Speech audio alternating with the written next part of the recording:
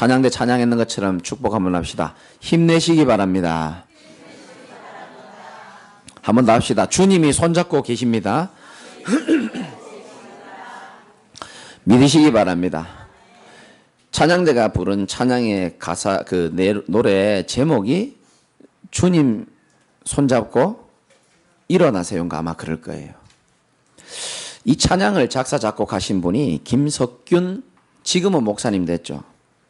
과거에 그분이 집사님일 때 아시는 분 아시겠지만 기독교 방송에서 찬양에 대한 어떤 은사가 있기 때문에 어떤 거를 이렇게 프로그램을 맡았었는데, 그 김석균 집사님이 그때 작곡한 찬양, 이 찬양이 제게 너무 힘이 되는 거예요. 그 제가 너무너무 힘들 때 죄송합니다. 너무 힘들 때 제가 그 사연을 제가 보냈습니다. 이분에게, 이 프로그램에. 그때 당시 제가 김재광 집사였거든요. 제가 집사인 적이 딱 1년 있었는데 너무 힘들다. 그런데 집사님이 작곡하신 주님 손잡고 일어서세요. 힘을 내세요. 힘을 내세요. 주님이 손잡고 계시잖아요. 주님이 나와 함께함을 믿는다면 어떤 고난도 역경도 이길 수 있잖아요. 이게 내가 너무 힘이 된다. 이 사연을 좀 읽어주고 당신이 직접 찬양을 해달라. 지금 요즘엔 그런 게 없죠. 비디오 테이프라고 옛날에 있었잖아요. 제가 녹화 다 해놨거든요. 이제 날이 돼가지고 쫙 제 사연을 소개하는 겁니다. 오른쪽 밑에 대구에 계시는 김재광 집사 이래 딱 글자 나오고, 제 사연이 소개되고 찬양을 해주는데요. 얼마나 막 눈물이 나는지요. 힘들어 죽겠는데, 교회도 다니고 하나님도 믿는데 그건 그거고 힘들어 죽겠는 거예요, 내가. 근데 가사를 보니까 주님 손잡고 일어서세요. 주님이 나와 함께 계시고 주님과 함께라면 어떤 고난도 어떤 역경도 이길 수 있잖아요. 이거 하는데 막 가슴에 막 밀려오는 기쁨과 막 은혜가 있는 거예요. 할렐루야. 그래 막 눈물로 기도하면서 주님 저 가사처럼 나를 붙잡아 달라고. 자꾸 하나님이 나를 안 붙잡아 주는 것 같아. 옆집에 있는 저 집사들은 다 붙잡아 주는데 나는 안 붙잡아 주는 것 같다는 생각이 너무 많이 드는 거 있죠. 전부 착각이었더라고요. 나는 잘 알지 못하지만 하나님은 불꽃 같은 눈으로 나와 여러분의 인생을 주님의 오른손으로 붙잡고 계시는 줄 믿으시기 바랍니다. 그때 붙들어 주셨다는 사실이 지금에서 내가 깨달아지는 거. 그렇구나. 붙들어 준 정도가 아니고 하나님이 없는 것처럼 느껴지던 그 시절도 있었는데 이제는요, 하나님 없이 못 살고 하나님 안 만나면 안 된다라고 말하는 전도자로 하나님이 세워주셨잖아요. 이 설교를 듣고 계신 여러분도 마찬가지입니다. 어떤 역경이 있다 할지라도 주님이 나와 함께 하시라면 어떤 것도 문제도 역경도 고난도 아닌 줄 믿으시기 바라고, 주님 손잡고 일어서시기를 주님의 이름으로 축원드립니다. 하나님은 우리의 손을 붙잡아 주고 계세요. 말씀으로 역사하시고 찬양 가운데 하나님 성령으로 역사하시고,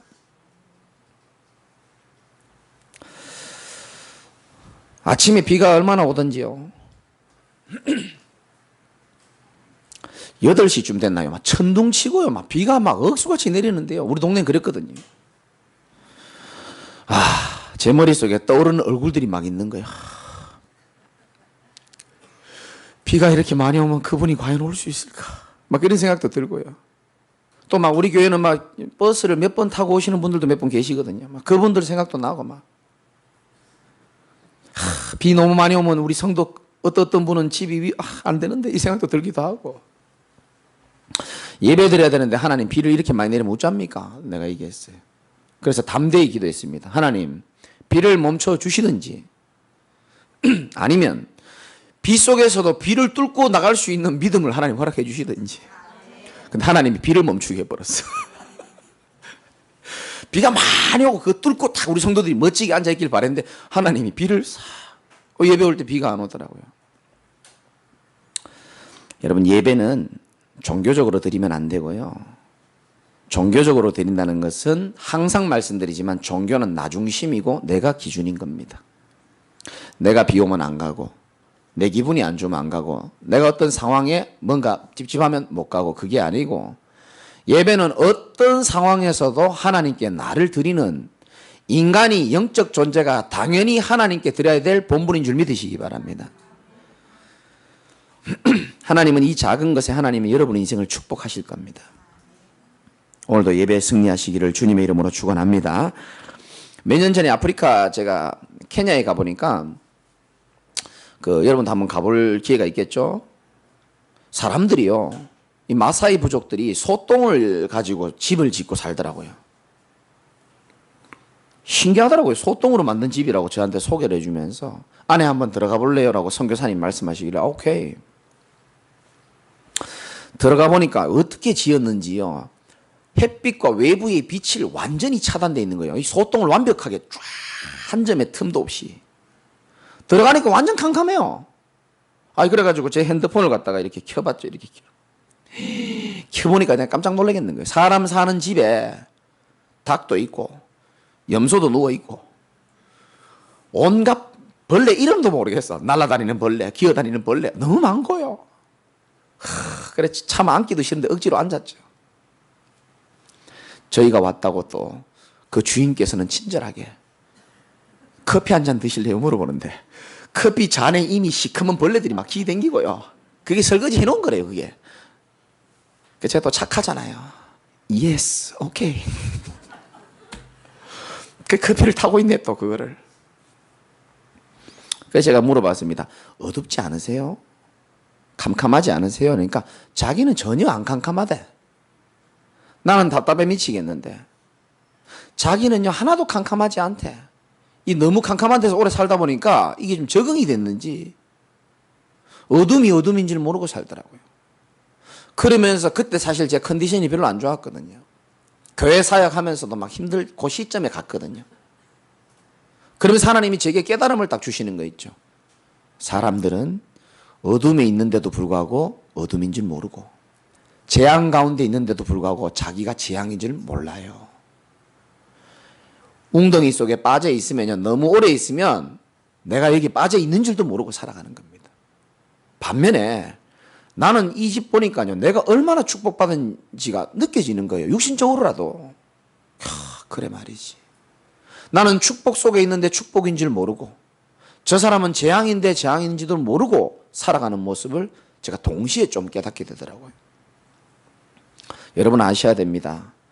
내 하나님 성전의 기둥이 되기 이전에요, 우리는 정말로 현장을 살려야 될 하나님의 제자로 여러분들 부르셨다는 사실을 꼭 믿으시기 바랍니다. 현장에는 재앙 가운데 있습니다. 여러분 어릴 때 우리가 어른들에게 많이 듣는 얘기가 있죠. 어려움이나 문제를 당하면 시간이 다 약이다라는 말이 있어요. 어떻게 동의하십니까? 어느 일정한 어떤 문제에 대해서는 시간이 해결해 주는 경우도 있어요. 시간이 지나면 좀 해결되는 게 있거든요. 그러나 지금 일어나는 여러 가지 살인과 범죄와 정신문제와 우울증과 공황증, 무능력과 무기력과 가난과 경제 문제, 정말 시간이 약입니까? 시간이 약이 되는 것도 있지만 시간이 답이 안 되는 경우도 있습니다. 여러분 착각하지 마시고요. 여러분 지금 환경과 여러 가지 문제 가운데 시간이 해결해 줄 거라고 생각하지 마시고 시간이 답이 아니고 모든 시간을 운행하시는 하나님께 나아가는 것이 답인 줄 믿으시기 바랍니다. 시간이 답이 아니고 하나님이요 복음이 답인 겁니다. 사실은 사람과 돈과 성공도 필요합니다. 그러나 그게 답은 아닙니다. 우리 인생의 답은 오직 예수가 답인 줄 믿으시기 바랍니다. 그 인생 자체가요, 원래 원어 뜻이 병들다라는 뜻이 있어요. 석가모니가 참 잘 봤죠. 왜 이렇게 사람들이 병들고 죽고 왜 이러냐는 거예요. 그 연구하신 분이거든요. 하나님을 떠난 모든 인생이 성경에 보면요, 전부 병들어 있다고 말합니다. 제일 첫 번째 병이 영혼의 병이 든 겁니다. 하나님을 떠나면 영혼이 병들어서 어떻게 되냐면요, 마음에 안정이 안 돼요. 여러분 주변에 그런 사람 없습니까? 가만히 있어도 누가 괴롭히지도 않는데도요, 자기는 힘들대요. 마음에 안정이 안 돼 있는 겁니다. 하나님을 떠나면 안정이 안 돼 있고 하나님을 떠나면 그래서 불안하게 돼 있습니다. 그리고 성경에 나옵니다. 하나님을 떠난 백성 만족할 수 없다라고 되어 있습니다. 전도서 5장 10절에 은을 사랑하는 자는 은으로 만족하지 못하고 풍부를 사랑하는 자도 소득으로 만족하지 못하니 이것도 헛되도다. 근데 이사야 58장 11절에는 만족할 수 있는 내용이 나옵니다. 나 여호와가 너를 항상 인도하여 마른 곳에서도 네 영혼을 만족하게 하며, 하나님이 우리 인생을 인도하게 될 때에 우리 인생과 우리 영혼은 만족할 수 있다고 얘기합니다. 여러분, 영혼의 병이 들고 하다 보니까 마음과 정신에도 점점 병이 들기 시작하는 겁니다. 자기는 마음을 잡고 싶은데 마음이 잡혀집니까? 안 잡혀지죠. 생각을 좀 조절하고 싶고, 수많은 책들 보세요. 생각을 멈춰라 얘기합니다. 멈춰집니까? 하루에 5만 가지 6만 가지 생각이 올라오는데. 그러다 보니까요, 마음이 자꾸 조급해요. 제가 수요일 날 말씀드렸죠. 여러분, 문제 있습니까? 조급하지 마시고 차라리 가만히 계시고 하나님 행하시는 일을 기대하고 기도하시기 바랍니다. 그리고 분열이 일어나고요. 생각이 분열되고 정신이 분열되고 마음이 분열되고, 그리고 집착하게 됩니다. 이게 영혼의 병이 든 사람의 특징입니다. 마음과 생각에도 병이 와요. 여러분, 평생 살아오면서 충분히 하나님의 사랑을 받으면 되는데 그걸 못 받다 보니까 늘 불안하고 결핍된 속에 살아가다 보니까 사람이 자꾸 뭔가를 집착을 할 수밖에 없습니다. 제가 수요일날인가 금요일날도 말씀드렸지만은 돈을 열심히 버는 사람이 있고요, 돈에 집착하는 사람이 있습니다. 체계적으로 미래를 준비하면서 복음 안에서 성공을 준비하는 사람이 있는 반면에 성공에 집착하는 사람이 있고요, 음식을 맛있게 먹는 사람이 있지만 음식에 집착하는 사람이 있습니다. 사랑을 하는 사람이 있고요, 사랑에도 집착하는 사람이 있습니다. 이 하나님 떠난 영혼의 병이 생겨가지고요, 마음과 정신의 병이 생기고 육신에도 병이 생기고, 이게 나도 모르게요, 점점점 후대에게 대물림되어 가는 겁니다. 현장에 가보면 그런 말씀 많이 하세요. 나는 우리 아버지처럼은 정말 안 살고 싶었는데, 나는 우리 엄마처럼은 안 살고 싶었는데, 가정 보면서 난 절대로 저렇게 안 살아야지 했는데 어느 날 보니까 이상하게 부모님이 걸어갔던 길로 그대로 걸어가는 것을 보면서 자기 너무 끔찍하다는 얘기를 하더라고요. 제가 얘기했습니다. 그걸 보고 대물림이라고 한다. 사단이 하나님을 떠난 백성들을 계속적으로 연쇄적으로 죽여가는 방법인데, 이것을 끊을 수 있는 방법은 인간의 노력으로 되는 것이 아니고 하나님으로만 가능한데, 하나님이신 그분이 육신의 몸을 입고 온 예수 그리스도를 네 마음에 믿는다면은 모든 운명과 저주와 재앙에서 너를 해방하게 될 것이다. 여러분, TV에 나오는 연예인들, 또 개그맨들, 가수들, 제가 볼 때는 전부 병든 상태예요. 여러분, 어떻게 봅니까? 병든 상태에서요, 노래로 자기를 위로하고 남도 위로해주고, 병든 상태에서 뭔가를 강연하고 그걸 듣기도 하고 배우기도 하고, 병든 상태에서 인정받기도 하고 인정 못 받고 무시당하고 살기도 하고, 이 영적으로 병들어가지고 인생에 병들었다는 사실을 사람들은 잘 모르고 그저 살아야 되니까, 열심히 살아야 되니까 사는 것뿐입니다. 성경은 분명히 이 문제에 대해서 진짜 고통의 원인이 뭔지를 성경은 분명히 제시하고 있는데, 이 문제는 돈 문제가 아니고 어떤 인간의 연구나 어떤 노력이나 성공이나 노력으로 될 수 있는 게 아니다라고 말합니다. 여러분, 인간의 노력과 열심으로, 선행으로 우리 인간의 영적 문제가 해결된다면 예수님이 굳이 이 땅에 오셔서 죽으실 필요가 없잖아요.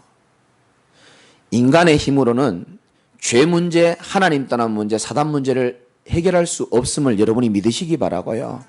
하나님만 이 문제를 해결할 수 있는 겁니다. 물에 빠져 죽어가는데, 나도 죽어가는데 내 옆에 같이 빠져 죽어가는 사람이 날 구해줄 수 있습니까? 없습니다.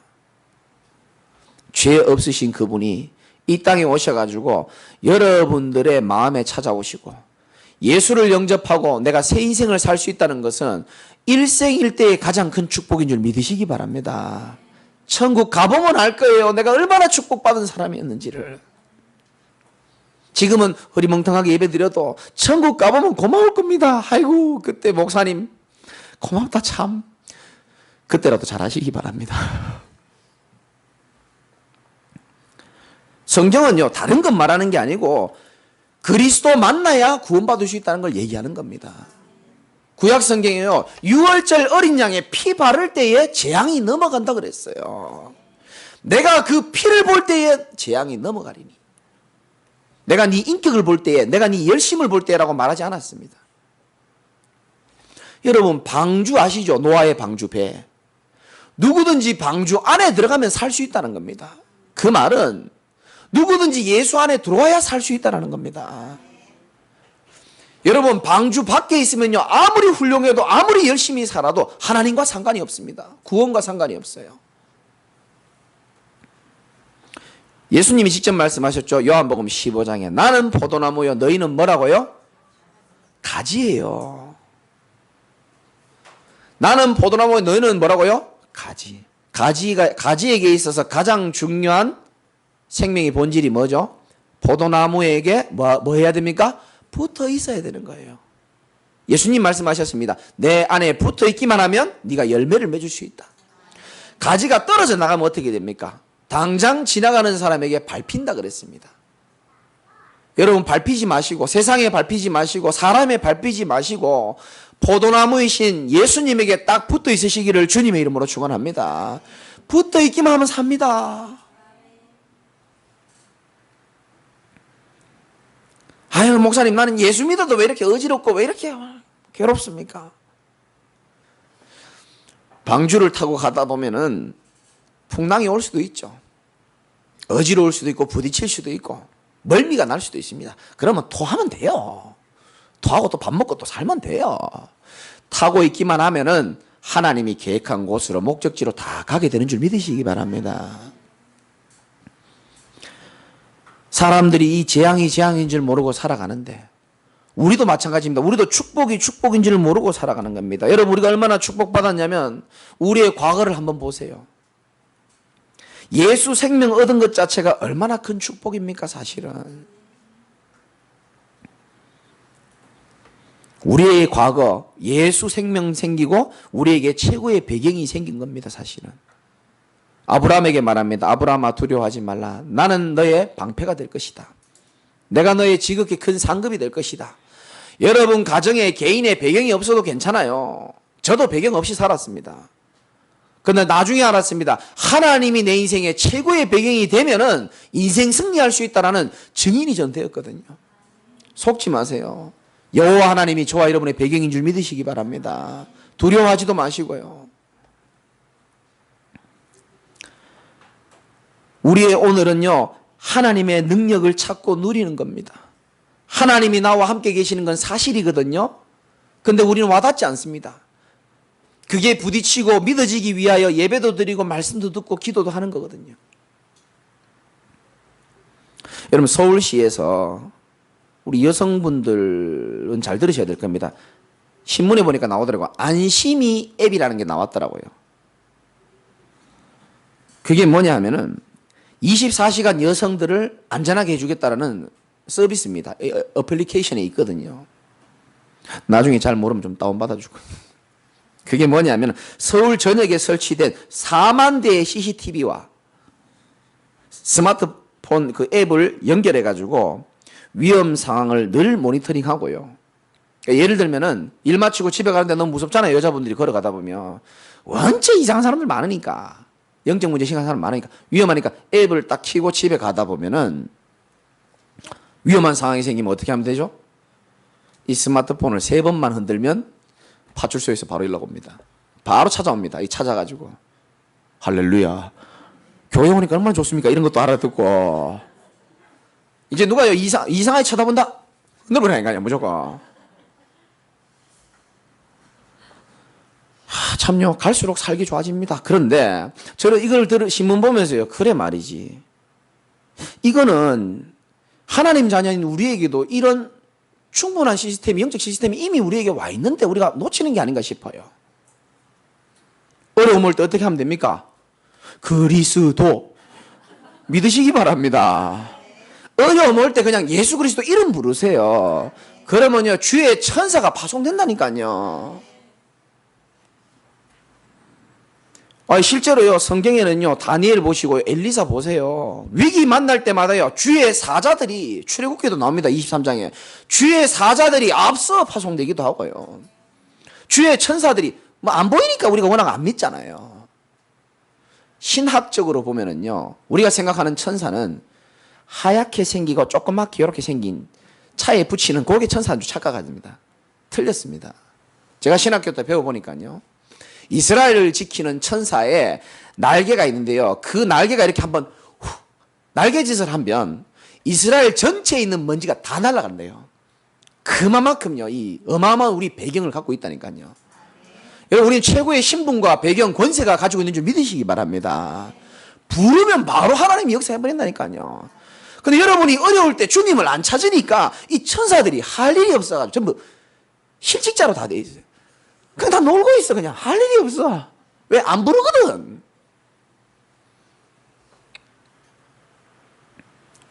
지금 한국에 지금 실직이 이게 청소년들 청년들 실직이 문제가 지금 천사들이 지금 실직해가 할 일이 없어. 안 불러가지고. 그럼 제 말은 농담이 아닙니다. 주의 이름을 부를 때에 주의 천사가 파송되는 줄 믿으시기 바랍니다. 우리의 엄청난 배경이 있다니까요. 축복을 받았는데도 그걸 모르고 사는 겁니다. 우리가.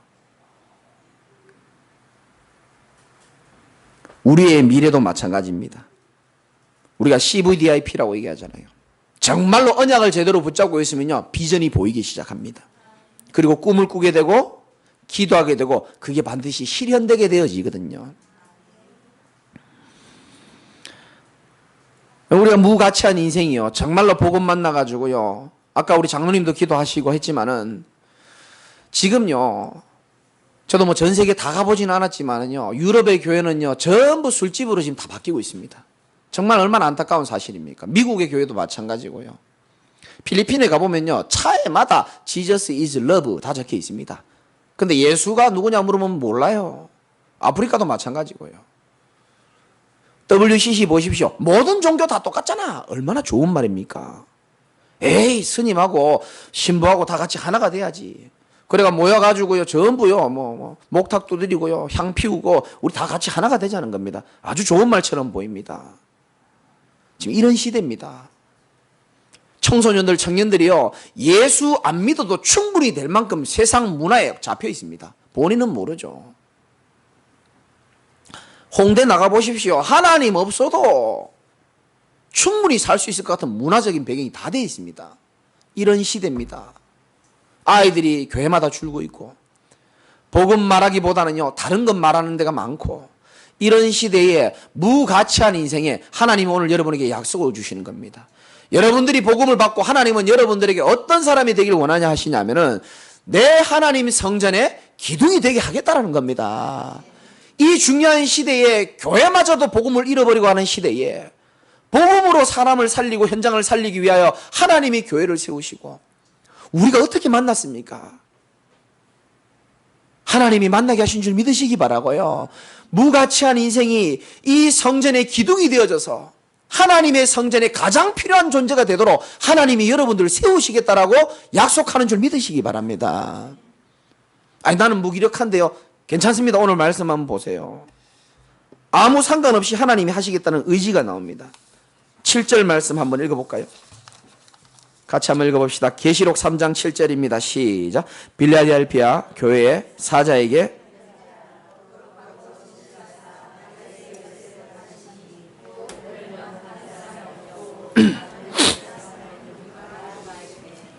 여러분 잘 들으셔야 됩니다. 우리가 한 교회 지금 계시록의 7교회를 보고 있는데 이 빌라델피아 지역에는요 여러분 아시는 분도 아시겠지만 AD 17년에 큰 지진이 일어나가지고 경제적으로도 그렇고 여러 가지 삶의 수준이요 어려워진 상태입니다. 지진이 나고 나면 항상 여진이 나잖아요. 계속. 심심하면 집이 흔들리니까요 중요한 거 꺼내가지고 집 밖으로 나가는 겁니다. 얼마나 마음이 불안하겠어요. 그런 시대에 이 빌라델피아 교회를 하나님 칭찬하시는데 또 한 가지는 뭐냐면 혼합주의가 강했습니다. 예수만 믿지 말고 황제도 믿어라. 이상한 우상도 믿어라.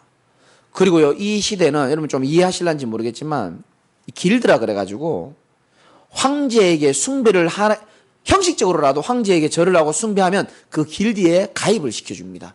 그 길드에 가입이 돼야 경제활동이 되어지거든요. 얼마나 우리에게 유혹이 됩니까? 얼마나 빌라델피아 교회에 유혹이 있었겠습니까? 야, 네가 한번 하나님 믿는다 할지라도 그냥 황제에게 절 한번 하고 그러면 길드에 가입되고 네 자식도 편하게 살아야 되지 않냐? 얼마나 타협하고 싶겠습니까? 우리도 마찬가지잖아요. 예배드리고 현장 살아보면 얼마나 많은 유혹과 어려움과 타협해야 될 게 많이 찾아오는지 몰라요. 예배 한번 빠져. 뭐 꼭 중요하냐? 네 돈 벌어야지. 네 미래는 어떻게 할래? 그런 위기 가운데, 그런 유혹 가운데 이 빌라델피아 교회가요, 신앙을 지키고 믿음을 지켜서 하나님이 칭찬하신 거거든요. 이 교회의 축복이 여러분의 축복이 되시기를 주님의 이름으로 축원합니다.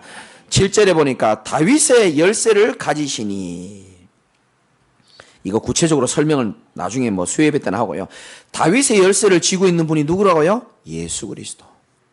여러분이 이 인생의 열쇠를 누가 쥐고 계십니까? 예수 그리스도께서 쥐시고 계시는 겁니다.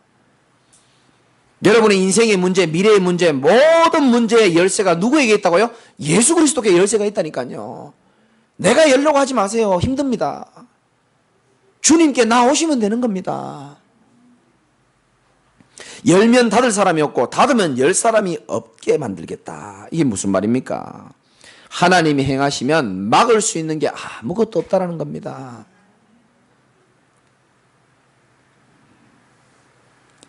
팔 절에 볼지어다 내가 네 앞에 열린 문을 두었으니 능히 닫을 사람이 없을 것이다. 구원의 문을 말하는 것이죠. 내가 네 행위를 아노니, 거기서부터 같이 읽읍시다. 8절 중간에 시작. 네가 작은 능력을 가지고서도 내 말을 지키며 내 이름을 배반하지 아니하였도다. 작은 능력, 꼭 저 모습 같아요. 작은 능력을 가지고서도 끝까지 믿음을 지켰다. 원어로 보니까 이 작은 능력이 아주 무기력한 상태, 늘 흔들리는 상태, 그럴 수밖에요. 늘 지진이 일어나고 늘 경제적으로 어렵고 불안한 상태를 말하는 겁니다. 여러분, 능력이 없습니까? 그러면 잘 들으셔야 됩니다. 저는요, 능력이 많고 하나님 안 바라보는 인생보다요, 능력이 없지만 전능하신 하나님과 함께하면서 하나님의 능력을 체험하는 인생이요, 훨씬 더 귀중하고 가치 있다고 봅니다. 무능력해 보여도 전능하신 하나님이랑 접붙임하게 될 때에 우리에게 능력이 생기는 겁니다. 여러분, 지푸라기 같은 인생입니까? 그러나 지푸라기도요, 철심이랑 딱 접합돼 버리면은 이 인생이요, 견고하게 되어지는 것처럼 우리 인생이 지푸라기처럼 연약한다 할지라도 전능하신 하나님과 함께하는 축복을 누린다면은 빌라델피아 교회가 누렸던 그 믿음의 축복을 여러분도 누리게 될 줄 믿으시기 바라고요. 능력이 많고 적고가 중요한 게 아닙니다. 힘이 많고 적고가 중요한 게 아니에요. 내가 누구와 함께 하느냐가 훨씬 더 중요한 겁니다.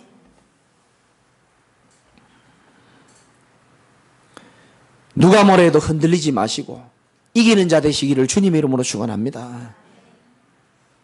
내 하나님의 성전의 기둥이 되게 하겠다 그랬어요. 영원한 하나님 나라 성전도 되지만은 지금 이 땅을 살아가는 우리 교회의 성전의 기둥이 되게. 여러분, 성전 기둥 아십니까? 이거 집사님하고 아실 겁니다. 이 건축을 해보시고 공사해보신 분들 알아요. 기둥이 없으면 집을 못 짓습니다. 아주 중요한 게 기둥입니다, 사실은. 역사적으로도 보면요, 지진이 일어나니까 우상신전도 그렇고 교회도 그렇고 집도 그렇고 다 박살나고 뭐만 남냐면 기둥만 다 남아있는 겁니다. 이 동네 가보면 그래요. 기둥만 다 남아있는 겁니다. 기둥은 어떤 의미냐면요, 견고하다는 의미도 있고 너무너무 중요하다는 의미도 있고 절대적으로 필요하다는 의미가 있습니다. 우리 인생이 연약하고 무능해 보이지만은 복음이신 그리스도를 만나가지고 내 인생이 가장 견고한 인생, 하나님이 보실 때 가장 필요한 인생으로 여러분을 만드시겠다고 하는 약속을 여러분 오늘 새롭게 붙잡으시기를 주님의 이름으로 축원합니다. 9절에 보니까 거짓말하는 자들 중에서 며칠 내게 주어 네 발 앞에 절하게 하고. 이 유대인들이요, 자꾸 거짓말하는 거예요. 야, 그 빌라델피아 교회 가지 마. 그 이상한 데야. 그렇게 우리를 유혹하고 넘어뜨리는 존재가 많습니다. 사탄의 회당이라 그러잖아요. 그들이 네 앞에 와서 절하게 만들 것이다. 여러분들을 속이고 핍박하고 유혹하고 무시하는 자들이 여러분 앞에 무릎을 꿇고 사단이 무릎을 꿇는 시간표를 하나님 오게 하시겠다는 겁니다. 내가 너희를 사랑하는 줄 그때서야 알게 될 것이다. 10절에 네가 나의 인내의 말씀을 지켰은즉 내가 또한 너를 지켜 시험의 때를 면하게 하겠다.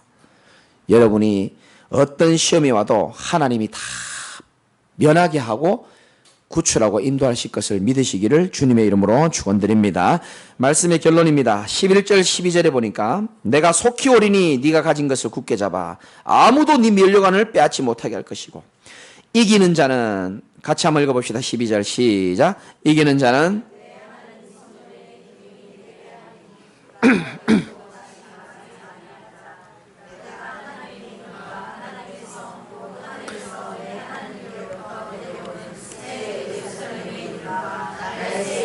그 위에 기록하리라. 아멘. 여러분 이기는 자 되시기를 주님의 이름으로 축원합니다.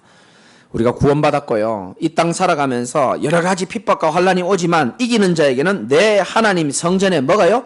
기둥이 되게 하겠다. 나는 이 자리에 앉아 계신 모든 분들이 세상의 지푸라기 같은 인생이 아니라 정말 한 번 사는 인생에 복음 가진 교회에 성전의 기둥으로 쓰임받는 축복이 있기를 주님의 이름으로 축원드립니다. 그가 결코 다시 나가지 아니하리라. 이 말은 이 지역의 사람들은 이 말을 금방 알아들어요. 문제만 오면 지진만 나면 집 밖으로 막 튀어나가야 되니까 이제는 그런 불안한 인생으로 너희를 만들지 않겠다라는 겁니다. 견고한 인생으로 내가 너희들을 만들어 주겠다는 겁니다. 결코 그렇게 될 일이 없을 것이다.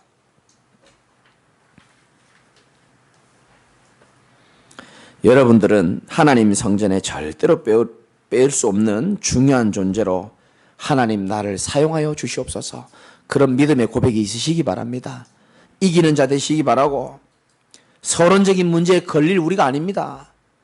하나님의 중요한 기둥으로 쓰임받을 사람들입니다. 문제가 있다면 그것도 다 증인이요 증거요. 아픔이 있다면 그 모든 것들이 내게 발판이 되어서 사람을 살리는 멋있는 증인으로 하나님이 여러분 부르신 걸 믿으시기 바라고 내 하나님 성전의 기둥이 되어지는 축복을 여러분들이 꼭 누리시기를 주님의 이름으로 축원드립니다.